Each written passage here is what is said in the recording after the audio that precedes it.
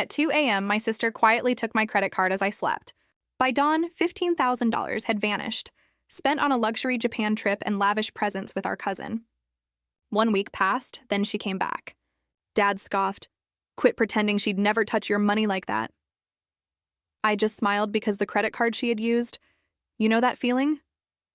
That deep, gut-wrenching realization that the person you've always loved, your own flesh and blood, has not only betrayed you in the most unthinkable way, but has done so with chilling, calculated precision while you were sound asleep in your own home. That's where my story begins. Because for me, Hazel Williams waking up to find $15,000 stolen by my sister wasn't just a financial hit. It was the brutal demolition of a lifetime of trust. Before that nightmare unfolded, I thought I had everything figured out. At 32, I'd built a successful career as a financial analyst and finally owned a beautiful downtown apartment. It was mine. But my younger sister Brooke, always our parents' favorite despite her history of irresponsibility, she knew exactly how comfortable my life had become. What I never expected was that she'd wait until I was utterly vulnerable, until I was deeply, irrevocably asleep, to shatter it all. Growing up in Boston, my parents worked hard, but from an early age, it was clear that Brooke and I lived by different rules. Brooke, 3 years younger, could charm her way out of anything. Her big blue eyes, her infectious laugh. When she broke a neighbor's window at 7, my parents called it an accident and praised her athletic ability. When she failed math in 5th grade, oh, that was the teacher's fault for not appreciating her creative mind. Me? I was the responsible one. Perfect report cards, spotless room. Any mistake was met with a quiet disappointment that cut deeper than any scolding. This double standard shaped us. Brooke learned she could get away with almost anything. I learned self-reliance, a fierce financial responsibility that became my bedrock. By 16, I was working part-time, saving every dollar for college. My parents made it clear they'd help, but I had to contribute significantly. Brooke, meanwhile, bounced between hobbies, never developing that crucial discipline. College was a grind. Boston University, partial scholarship, 20 hours a week at a coffee shop, a near-perfect GPA, competitive internships every summer. I learned to function on little sleep, to budget meticulously, to never expect anyone else to solve my problems. After graduation, the job market was brutal, but I was relentless. 9 months as an administrative assistant, countless applications, piles of rejection letters. Then my break, a junior analyst position at Morton Financial. It was modest, but it was my foot in the door. For 5 years, I worked my way up. 12-hour days were standard. I volunteered for the projects no one else wanted. I built a reputation for thoroughness, for reliability. Last year, when a senior analyst position opened up, I earned it through sheer determination. And with that promotion came a substantial salary increase, enough to finally buy my dream apartment with floor-to-ceiling windows overlooking the city. After years of roommates, having a place that was truly mine felt like the ultimate achievement. My financial discipline had also resulted in substantial savings and an excellent credit score, over 820. That score opened doors to premium credit cards, banking services most people my age could only dream of. My most prized financial asset was my Black Excelsior card. Its generous limit, its exclusive benefits. I rarely used it to its full potential, preferring my frugal habits, but I valued what it represented. Financial security earned through years of perfect credit management. While I was building this life, Brooke was charting a completely different course. 3 different college programs over 4 years, never completing any. Photography, marketing, psychology. They'd capture her interest temporarily, then she'd grow bored or find the coursework too demanding. Her employment history followed the same pattern: retail, restaurant, office admin. She'd start enthusiastically, then call in sick, show up late until the inevitable termination. Each job loss was never her fault, of course. The manager was unreasonable, the hours unfair, the environment toxic. Always someone else to blame. Our parents reinforced this narrative, constantly bailing her out. Rent money, a new car when hers was repossessed, co-signing for apartments despite her history of evictions. They called it supporting her while she found her path. I called it enabling irresponsibility. 6 months before the incident, everything changed. Brooke was fired from her latest job for chronic tardiness. That same week, her boyfriend Jake finally ended their 3-year relationship after discovering she'd been lying about their shared finances. Rather than accept responsibility, Brooke moved back home and fell into a cycle of online shopping and nights out. Money for which seemed to just materialize despite her unemployment. Sunday dinners at my parents' house had become increasingly tense. My mother would praise Brooke for the smallest things, like applying for a job, while my father would awkwardly steer conversations away from anything that might highlight the growing chasm between his daughters' lives. When Brooke would mention a new purchase or a trip she was planning, I'd catch my father wincing slightly, quickly changing the subject. My attempts to establish boundaries were always met with accusations of coldness or lack of family loyalty. 3 weeks before the theft, I refused to loan Brooke $2,000 for what she called business clothes for interviews. This refusal led to a heated argument. My mother, my own mother, suggested I'd become selfish with my success. My father just quietly stared at his plate. "You have more than enough money, Hazel," Mom had said. "She's your sister. Family helps family." "I'll help her in other ways," I replied. "Career advice, resume review, interview prep, but not cash that will disappear with nothing to show for it." Brooke stormed out, calling me heartless. My parents gave me that look, the one I'd seen my entire life. The look that said, "Why can't you just give in? Why do you always have to make things difficult?" I left dinner early that night, driving back to my apartment with a familiar knot in my stomach. The same feeling I'd carried throughout childhood, the sense that loving my sister meant enabling her and refusing to do so made me the villain in our family story. What I didn't realize then was that my refusal had set in motion a plan in my sister's mind. A plan that would target the ultimate symbol of my financial success. My premium black Excelsior card, with its $15,000 limit, kept separate from my everyday cards. The card I had earned through years of perfect credit management. The card that represented everything Brooke had never worked for. The day before the theft was particularly brutal. I was finalizing a massive presentation for a potential client, a deal that could bring millions to our firm. The pressure was enormous. My insomnia, which had plagued me since college, was worse than usual. I'd been averaging 4 hours of sleep for a week, running on fumes and sheer determination. At 7:30 that evening, as I was reviewing my presentation for the 5th time, my phone rang. It was Brooke, her voice uncharacteristically small, fragile. "Hazel, I hate to ask this, but I really need a place to stay tonight," she said. "Tiffany and I had a huge fight, and I can't go back to the apartment right now." Tiffany was Brooke's newest roommate, a girl she'd met just 2 months earlier. They'd moved in together after barely knowing each other, a decision I'd strongly advised against.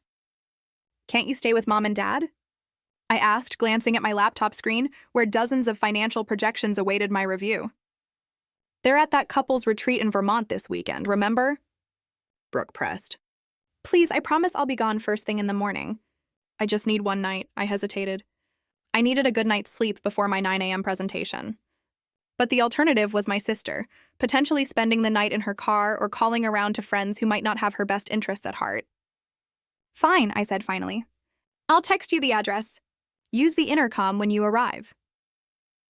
I sent her my address, though I was sure she already knew it from the housewarming party I'd thrown 3 months earlier.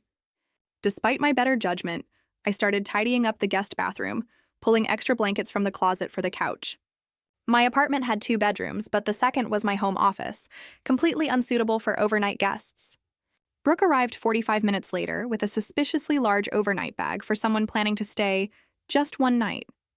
Her eyes were slightly red, but I couldn't tell if she'd been crying or if it was allergies, as she claimed. She hugged me tightly at the door, thanking me profusely for coming through for her. We ate a simple dinner of pasta I'd quickly prepared while she shared fragmented details about her fight with Tiffany. Something about shared groceries and borrowed clothes that didn't quite add up to the dramatic exit she described. Throughout the meal, I noticed her glancing around my apartment, taking in the furnishings and decor with an expression I couldn't quite read. "So, when do you have to leave for work tomorrow?"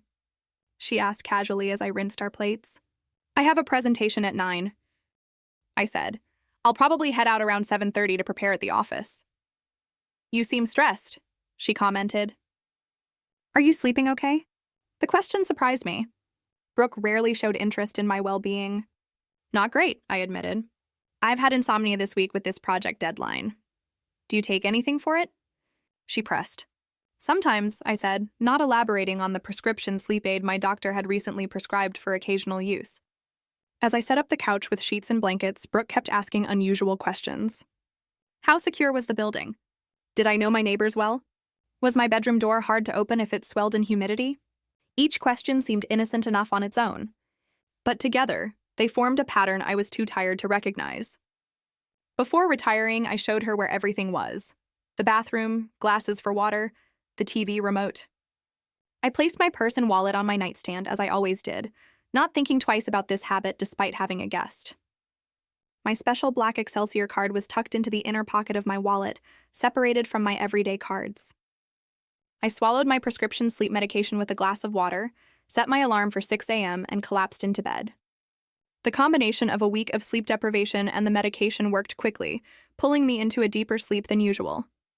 Normally, I was a light sleeper, waking at the smallest sounds. That night, however, I was completely unconscious, vulnerable in a way I rarely allowed myself to be. At exactly 2 a.m., according to timestamps that would later become crucial evidence, Brooke crept down the hallway toward my bedroom. She paused outside the door, listening for any signs that I might be awake. Hearing nothing but my deep, medication-induced breathing, she slowly turned the handle and pushed the door open just enough to see me lying motionless in bed.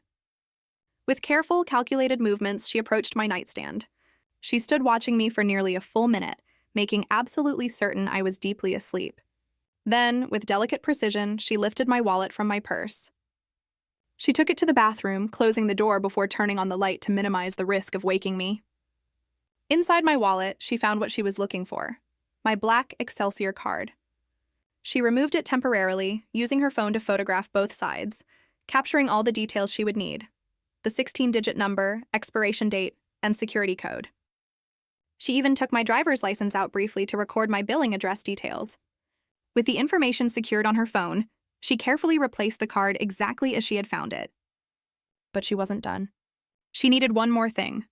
Returning to my bedside, with the wallet replaced exactly as it had been, she carefully took my phone from where it charged on the nightstand.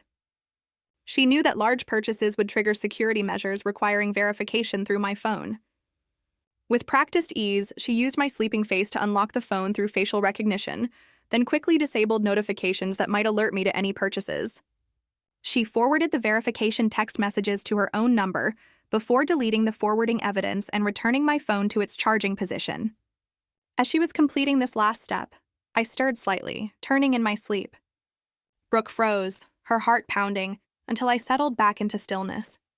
With a final glance to ensure everything appeared undisturbed, she slipped out of my room and returned to the living room. For the next hour, as I slept obliviously, Brooke launched her spending spree. Using her laptop and the photos of my card, she first booked 2 first-class tickets to Tokyo for herself and our cousin Olivia, departing that very morning at 11 a.m. The tickets alone cost $6,000. Next came a reservation at the exclusive Park Hyatt Tokyo for 7 nights, totaling $3,500. She followed with online shopping at luxury Japanese brands, pre-ordering items to be collected upon their arrival, adding another $5,500. By 3:30 a.m., Brooke had charged exactly $15,000 to my card, the full available credit limit. She had timed everything perfectly, making the purchases in the middle of the night when I would be least likely to see any alerts, and planning a departure that would have her out of the country before I could fully respond. As dawn approached, Brooke packed her overnight bag and drafted a quick note on a piece of paper from my own kitchen notepad. Emergency at Tiffany's. Had to run. Thanks for letting me crash. Love you, XOXOB. She placed it on the coffee table where I would easily find it, then quietly let herself out of my apartment at 5:15 a.m., a full 45 minutes before my alarm was set to go off. She had already arranged for a rideshare to pick her up and take her directly to the airport, where Olivia would be waiting with their luggage already packed for the adventure Brooke had promised her days earlier.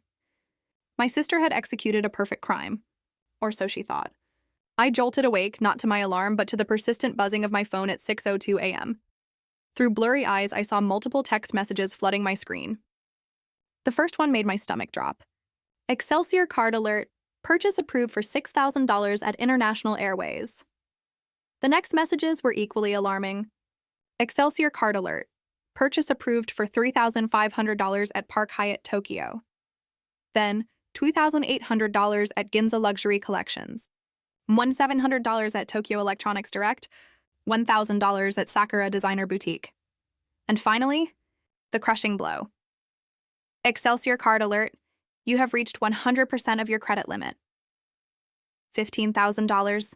Gone. In the middle of the night while I slept. My hands shaking, I sat upright in bed, fully awake now, despite the lingering effects of my sleep medication.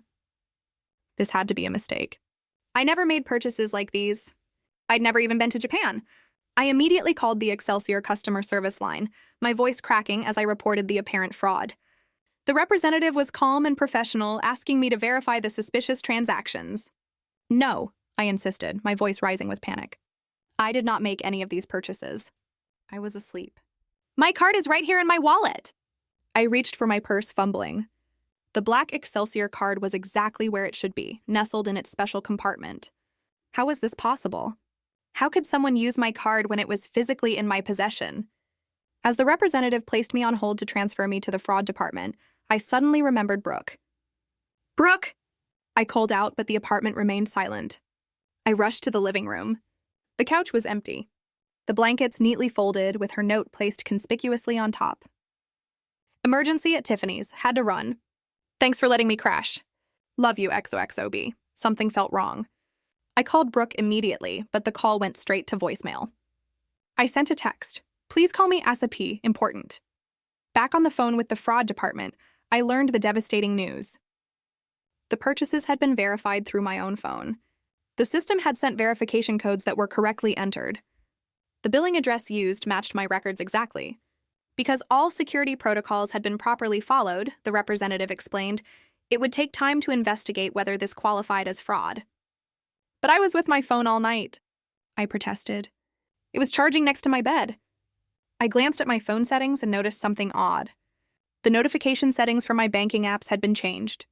Text forwarding had been enabled and then disabled.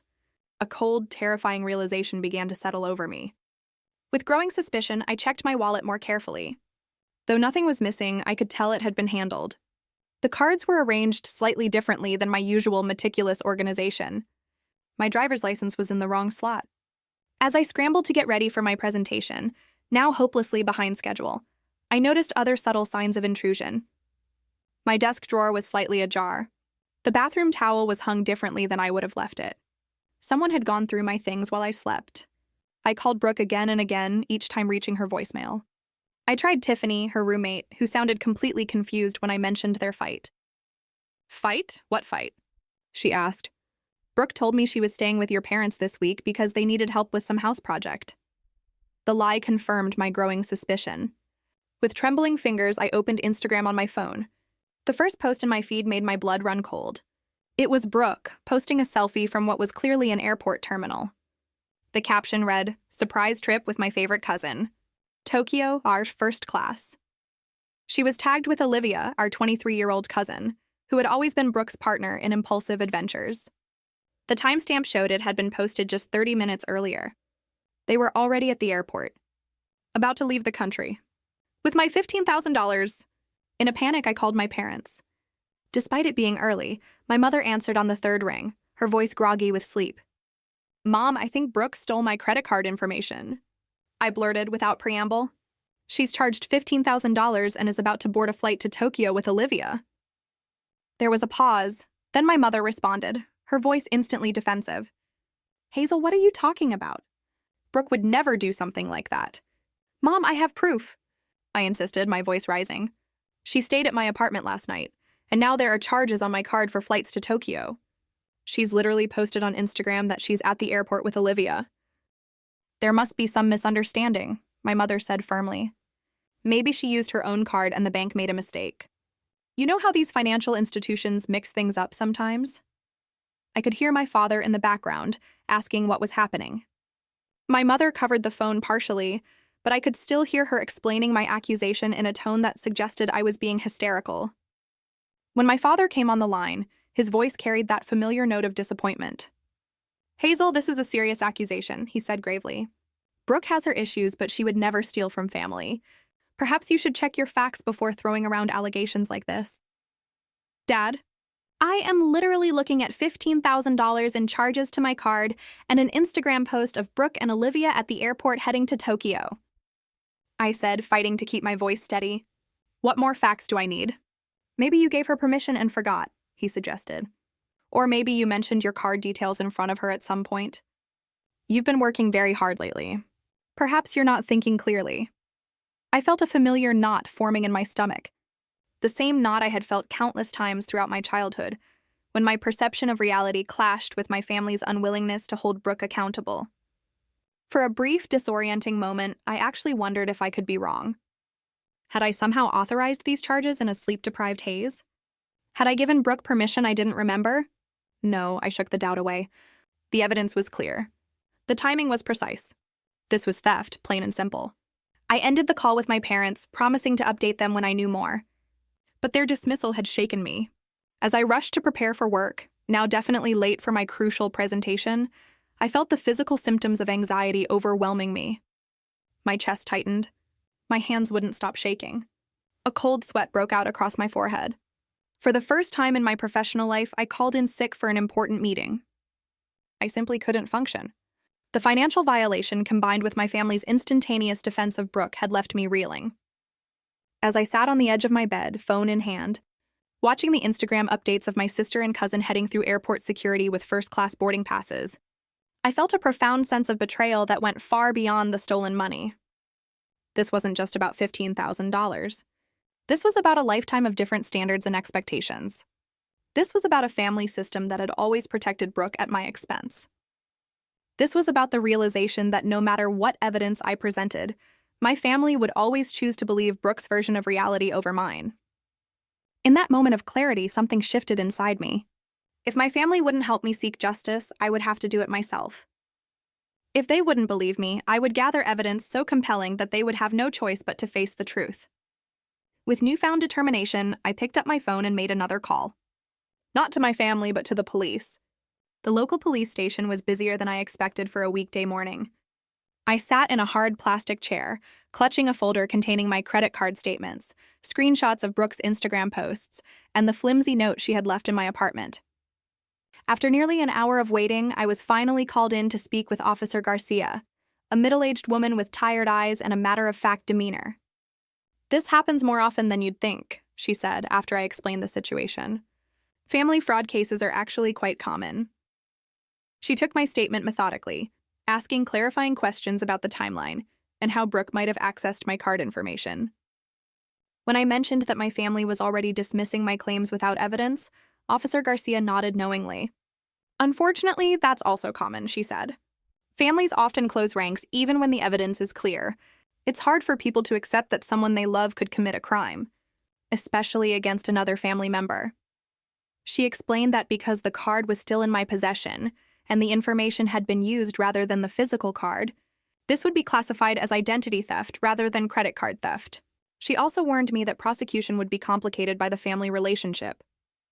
"You can absolutely press charges," she assured me, "but you should be prepared for family pressure to drop them. I see it in almost every case like this." After filing the police report, I headed directly to my bank. The fraud department representative I met with in person was significantly less optimistic than Officer Garcia. Because the security verification processes had been correctly followed using my own phone, the bank considered the charges provisionally authorized. They would investigate, but it could take up to 90 days to determine whether I qualified for fraud protection. In the meantime, I would be responsible for at least the minimum payment on the $15,000 balance. With my rent due in 2 weeks and several other bills pending, this unexpected financial strain was going to be significant, even with my healthy savings. The knowledge that Brooke was currently flying first class to Tokyo while I scrambled to manage the financial fallout of her theft filled me with a cold fury I had never experienced before. But beneath the anger was a deeper pain, the realization that my sister had so little regard for me that she could steal such a significant amount without hesitation or remorse. Throughout the day, evidence of Brooke's spending spree continued to appear on social media. An Instagram story showed her and Olivia toasting with champagne in their first-class cabin. Within hours of landing, they were posting photos from the Park Hyatt Tokyo, showcasing the spectacular views from their luxury room. By evening, there were images of shopping bags from high-end Japanese brands, exactly matching the charges on my credit card. The most infuriating post came from Olivia. "Best surprise ever from the world's most generous cousin. Blessed tar Tokyo shopping spree." The photo showed Brooke and Olivia surrounded by shopping bags from luxury stores, both wearing new designer sunglasses that still had price tags visible in Japanese yen, equivalent to hundreds of dollars. I saved every post, every story, every piece of digital evidence, linking them to the fraudulent purchases.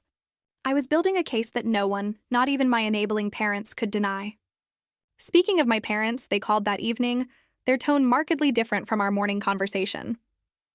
They had spoken with Brooke, who had apparently offered them an alternate explanation for her sudden trip. She says she won the tickets in an online contest, my mother said, her voice hopeful, and that Olivia's parents gave them spending money as a graduation gift. I couldn't hold back a bitter laugh. Mom, do you honestly believe that? When has Brooke ever won anything, let alone first-class tickets to Japan worth thousands of dollars? It's more believable than her stealing your credit card, my father interjected. You need to drop this, Hazel. You're going to damage your relationship with your sister over what might be a bank error. A bank error? I repeated incredulously.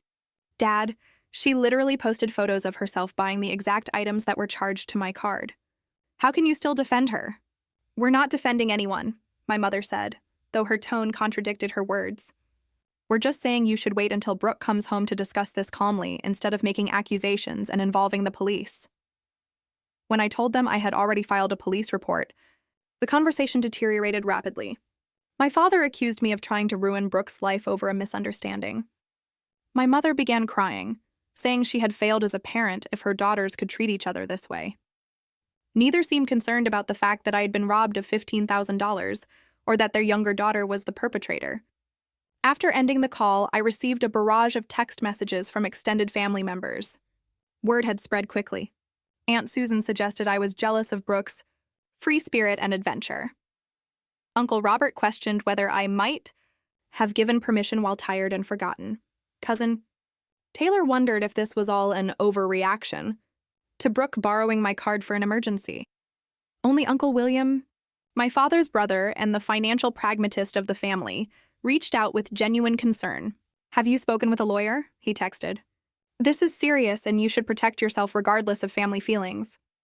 His message was the only one that acknowledged the reality of what had happened, and I felt a surge of gratitude amidst my growing isolation.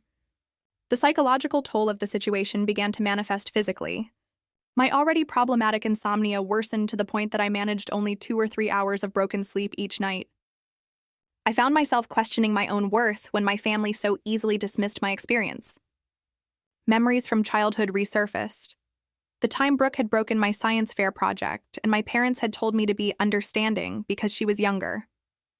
The Christmas she had opened my presents because she couldn't wait for her turn and was praised for her enthusiasm. The countless times her transgressions were minimized while my achievements were simply expected. My friend Stephanie became my lifeline during this period. She came over after work most evenings, bringing dinner and a sympathetic ear. Unlike my family, she never questioned the reality of what had happened. Of course she took your card, Stephanie said firmly.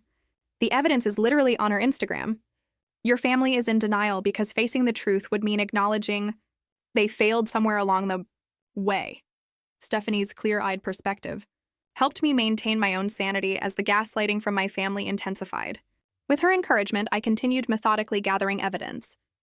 I documented the timeline of events, secured copies of the transaction records, and compiled screenshots of all social media posts connecting Brooke and Olivia to the stolen funds.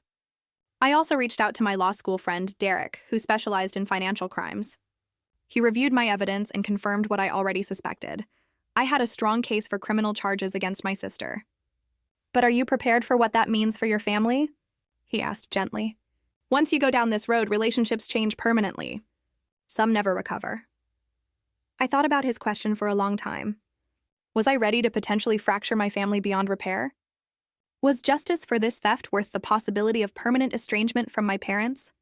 Did I have it in me to send my own sister to court, or possibly even jail? The answer came to me while watching yet another Instagram story of Brooke and Olivia enjoying an expensive sushi dinner, laughing without a care in the world.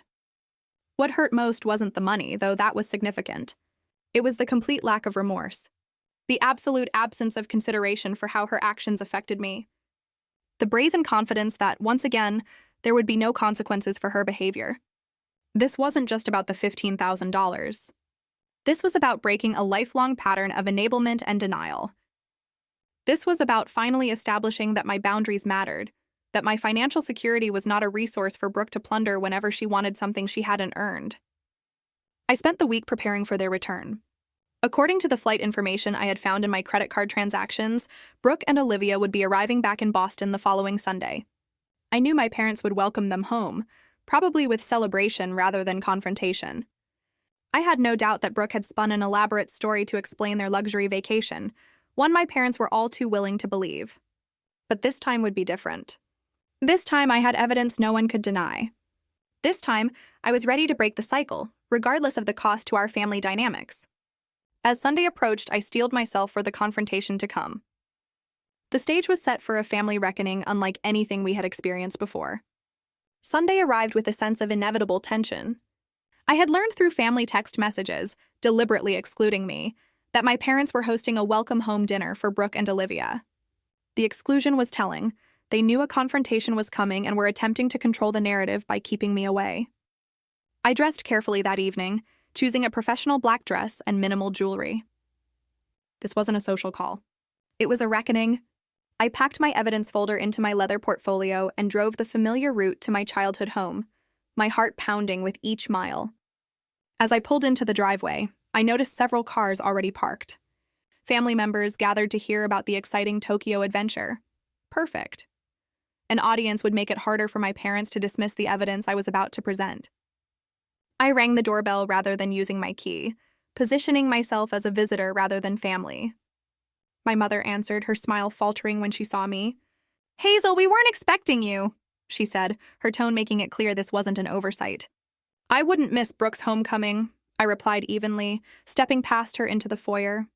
The dining room was filled with family. Aunt Susan and her husband, Uncle Robert and his wife, my grandparents, and several cousins, including Olivia's parents.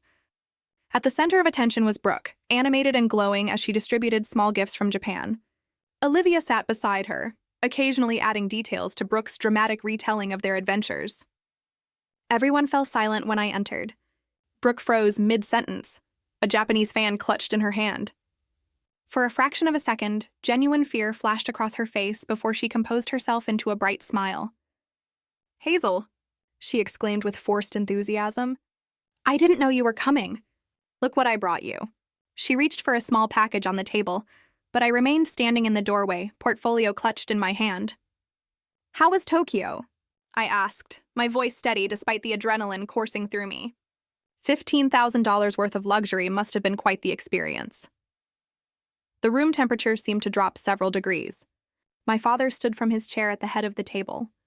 "Hazel, if you've come to cause a scene, perhaps we should talk privately," he suggested, his tone carrying a warning. "Actually, Dad, I think the family should hear this," I replied. Since most of them already know about my ridiculous accusation, they should also hear the evidence. Brooke laughed nervously. "I don't know what you're talking about," she said. "We won this trip in an online contest. Tell her, Olivia." Olivia nodded too quickly, her eyes darting around the room. "Yeah, Brooke entered this travel contest thing and they picked her entry. Super lucky." My mother stepped forward, placing herself slightly between me and Brooke in an instinctively protective gesture. "Let's all calm down," she suggested. Brooke and Olivia just got back from a long flight. They're tired. This isn't the time for whatever misunderstanding you're still upset about, Hazel. Misunderstanding? I repeated, the word tasting bitter on my tongue. Is that what we're calling theft and fraud now? Brooke stood up, her expression transforming into one of wounded innocence. Her eyes began to glisten with tears that could be summoned at will, a talent she had perfected since childhood.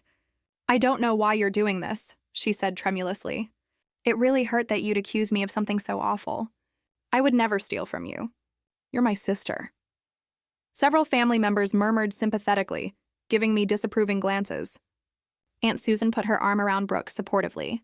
Uncle Robert shook his head as if disappointed in my behavior. My father stepped forward, his face flushed with anger. "That's enough, Hazel. I won't have you coming into our home and attacking your sister with these baseless accusations. If you're having financial problems, we can discuss that privately, but don't blame Brooke for your issues." "Baseless?" I echoed, unable to believe what I was hearing, despite having expected exactly this response. "The police and the bank don't seem to think they're baseless, Dad." Brooke began to cry in earnest now, burying her face in our mother's shoulder. The perfect victim. "Stop pretending, Hazel," my father said, his voice hard with finality. "She would never touch your money. This isn't the first time you've made up stories for attention." My mother looked at me with a mixture of pity and concern. "Maybe you should talk to someone professional," she suggested quietly. "These delusions aren't healthy." I stood frozen, the full weight of my isolation crashing down on me. Here I was, the victim of a serious crime committed by my own sister, being treated as though I was mentally unstable for naming the truth. The injustice of it was breathtaking. In that moment, memories cascaded through my mind with painful clarity.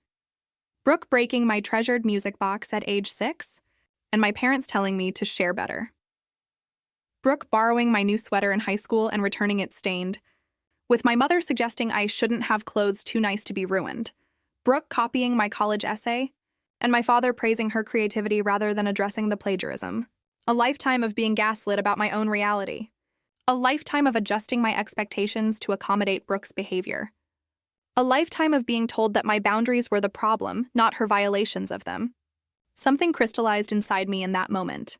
An absolute clarity about the pattern we had been locked in for decades, and my role in maintaining it. By continuing to doubt myself, by seeking validation from people committed to denying reality, I had been complicit in my own diminishment. No more. I felt a strange calm settle over me, replacing the anxiety and anger that had driven me for the past week. I looked around the room, taking in the faces of my relatives, their discomfort, their judgment, their unwillingness to consider that the family narrative might be built on lies.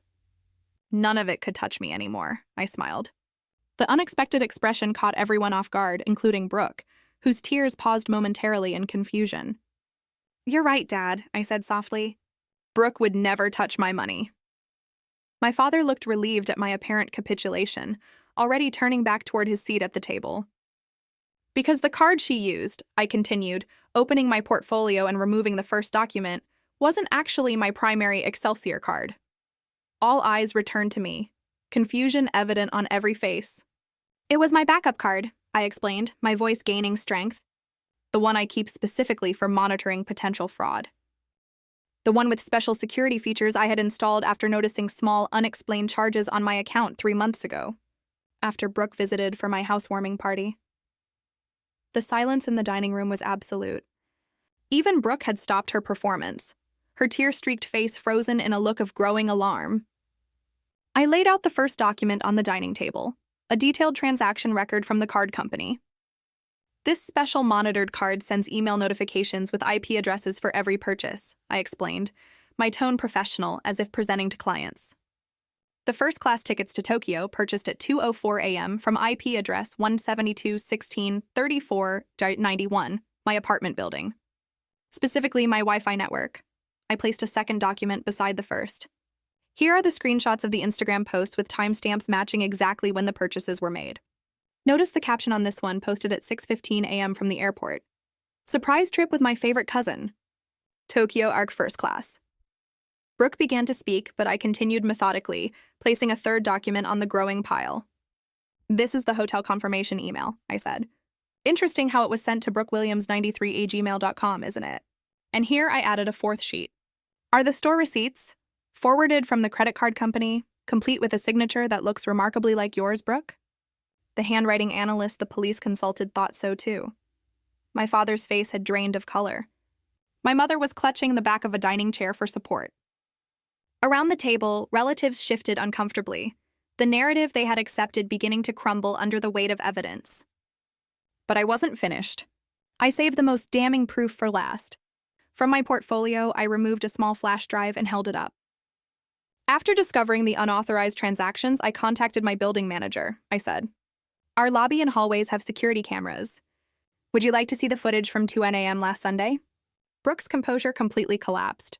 She looked wildly around the room like a trapped animal seeking escape. "She said I could use it," she blurted suddenly. "Hazel told me I could use the card as a gift for helping her with a work project."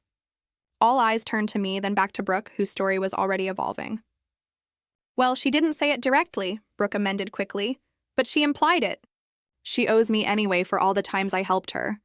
Olivia, who had been silent throughout my presentation, suddenly spoke up, her voice small and frightened. You told me she gave you permission to use it as a birthday gift, she said to Brooke. You said it was already arranged between you two. Brooke shot Olivia a venomous look. Shut up, she hissed. But Olivia, perhaps seeing the direction things were headed, continued. You woke me up at 4 a.m. saying we had to pack for Tokyo because your sister had surprised you with tickets. I had no idea they were stolen. The word stolen hung in the air, impossible to ignore or reinterpret. My mother sank into a chair, her hand over her mouth. My father stood rigid, his worldview visibly crumbling as he processed the evidence before him. You went into her room while she was sleeping? He asked Brooke, his voice hollow with disbelief. Brooke, recognizing that her denials were futile, switched tactics with the adaptability that had served her throughout life. It was just borrowing, she insisted, tears flowing again. I was going to pay it back. Hazel has so much money she wouldn't even miss $15,000. Those words, the casual entitlement they revealed, seemed to finally pierce my father's protective illusions about his younger daughter. Olivia's parents stood abruptly. We had no idea, her mother said firmly. Olivia will return everything purchased with that money immediately. Aunt Susan removed her arm from around Brooke's shoulders, physical distance following her shifting allegiance. Around the table, relatives who had been so quick to doubt me now avoided my eyes, shame evident in their postures. The doorbell rang, an unexpected interruption in the tense scene. My father moved automatically to answer it, returning moments later with Officer Garcia, the police officer who had taken my initial report. Miss Williams, she said, addressing me formally, I received your message about having additional evidence to add to your case. The presence of law enforcement made the situation undeniably real. This wasn't a family disagreement to be swept under the rug. This was a crime with legal consequences. Brooke, finally comprehending that this was serious, launched into full panic mode. You can't do this to me, she cried, looking wildly between our parents. Tell her she can't do this. A criminal record will ruin my life. My father, his face aged a decade in the past 10 minutes, shook his head slowly. This is beyond us now, Brooke. These are the consequences of your actions. It was perhaps the first time in her 29 years that our father had acknowledged that Brooke must face the results of her choices. The shock of it seemed to stun her into momentary silence. My mother, however, made one last desperate attempt to protect her favorite child. Hazel, please, she begged. She's your sister. We can work this out as a family. She can pay you back over time. I regarded my mother steadily. How would she pay me back? She hasn't held a job for more than 6 months in her entire adult life. Every time she faces a financial crisis, you and Dad bail her out. That stops now. I turned to Officer Garcia. I'd like to add these documents to my statement, I said, gathering the evidence from the table. And I want to formally press charges for identity theft and credit card fraud. Brooke lunged toward me, her face contorted with rage and fear, but my father caught her arm, restraining her gently but firmly. Don't make this worse, he said quietly. Officer Garcia took my sister aside, speaking to her in low, serious tones about the process ahead, while my mother wept silently at the table. The family dinner had transformed into a crime scene. The welcome home celebration into the beginning of legal proceedings that would change all our lives. As Officer Garcia finished taking Brooke's statement, my sister fixed me with a look of pure hatred. I hope you're happy now, she spat. Ruining my life over money. Is that all I am to you? A dollar amount? I met her gaze calmly. This isn't about money, Brooke. This is about consequences. You've never had them, and it's damaged you. Maybe this will finally help you grow up. In the days that followed, my parents scrambled to contain the damage. They offered to pay the entire amount immediately if I would drop the charges. They brought in family friends who were lawyers to discuss alternatives to prosecution. They appealed to my sense of family loyalty, to my compassion, to my concern for Brooke's future. But I remained firm. This was a felony theft. The amount was significant. The violation of trust was profound. And most importantly, the pattern needed to be broken for everyone's sake, including Brooke's. Judge Morrison, a stern woman in her 60s, seemed to agree when the case finally reached her courtroom. She ordered full restitution of the $15,000, 2 years of probation, and 200 hours of community service for Brooke. The felony charge would remain on her record, a permanent reminder of the night she crossed a line that could not be uncrossed. As we left the courthouse, my father placed a hand on my shoulder, a gesture of support that came far too late, but that I accepted nonetheless. "I think we failed you both," he said quietly, "in very different ways." It was the closest he would come to an apology, but it was a start. The 6 months following Brooke's conviction were a period of profound change for our entire family. The immediate aftermath was painful and chaotic, with my parents still desperately trying to shield Brooke from the full impact of her actions. They offered to pay her restitution, which I refused. They tried to find loopholes in her probation requirements, which I opposed. They even suggested family therapy where I could work through my anger, as if my emotions were the problem rather than Brooke's actions. I established firm boundaries for the first time in my life. I would not attend family gatherings where Brooke's behavior was excused or minimized. I would not participate in conversations that gaslit my experience. I would not pretend that what happened was a misunderstanding or a one-time mistake. These boundaries were met with resistance at first. My mother accused me of being unforgiving. My father suggested I was punishing the whole family for Brooke's mistake. Extended relatives urged me to move on for family peace. But I held firm, and slowly a new family dynamic began to emerge from the ashes of the old one. With the case concluded and her legal obligations clear, Brooke faced real consequences for perhaps the first time. The job opportunity she had been pursuing fell through when her background check revealed the fresh felony conviction. Our parents, finally recognizing the damage their enabling had caused, established their own boundaries. Brooke would need to find employment and support herself. They would not provide financial assistance beyond helping with her initial restitution payment, which she would repay them over time. For someone who had always been rescued, these new expectations were a harsh awakening. Brooke cycled through familiar patterns, denial, blame, self-pity, but found that they no longer worked. Reality had finally caught up with her. Olivia, perhaps the least culpable player in the drama, made genuine efforts to make amends. She returned all the items purchased with my stolen card and wrote me a heartfelt letter of apology. "I didn't know it was stolen money, but I should have questioned where it all came from," she wrote. "I'm sorry I was a part of hurting you. I'm trying to be more thoughtful about the choices I make and the people I trust." I accepted her apology and even met her for coffee occasionally. Her remorse seemed genuine, and I saw no reason to punish her permanently for Brooke's manipulation. My own healing process was complex and nonlinear. I started therapy to address not just the theft itself, but the lifetime of family dynamics that had led to it. Through weekly sessions with Dr. Marshall, I began to understand how I had internalized the belief that my needs and boundaries were less important than Brooke's feelings. I learned to recognize the subtle ways I had been trained to doubt my own perceptions when they conflicted with the family narrative. The support group for victims of family financial abuse that Dr. Marshall recommended was particularly helpful. Hearing other stories of betrayal by those who should have protected them helped me feel less alone. More importantly, witnessing those further along in their healing journey gave me hope that I could rebuild my sense of security and trust. My friendship with Stephanie deepened through this period. She had stood by me when others doubted, offering practical help and emotional support without judgment. We began a tradition of Sunday brunches, creating a new ritual to replace the family dinners that had once filled that time slot. "Your boundaries aren't just for you," she told me during one of these brunches. "They're actually a gift to Brooke, too, even if she can't see it yet." Real love sometimes means letting people face the natural consequences of their actions. Professionally, I channeled my experience into a new focus. After securing a full refund from my credit card company, I developed a financial literacy presentation for my firm's community outreach program, with special emphasis on protecting oneself from identity theft, particularly from family members, a surprisingly common problem. 6 months after the court case, our family gathered for Thanksgiving. The invitation had come from my father directly, with an unusual addendum. "Brooke has something she wants to say to everyone, and especially to you."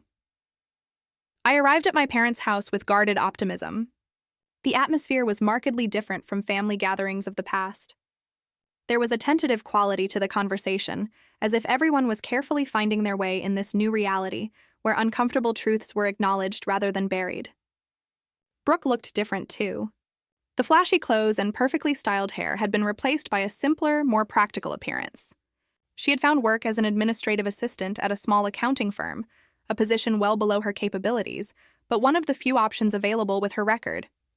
The humbling experience seemed to have initiated genuine change. After dinner, she asked for everyone's attention, her hands visibly trembling as she spoke.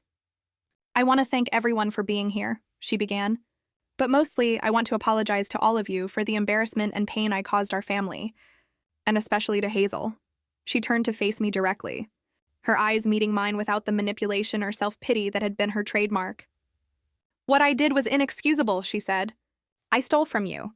I violated your trust. I put my desires above your basic right to security. And when confronted, I lied and tried to make you seem crazy for telling the truth. I'm deeply ashamed, and I don't expect forgiveness.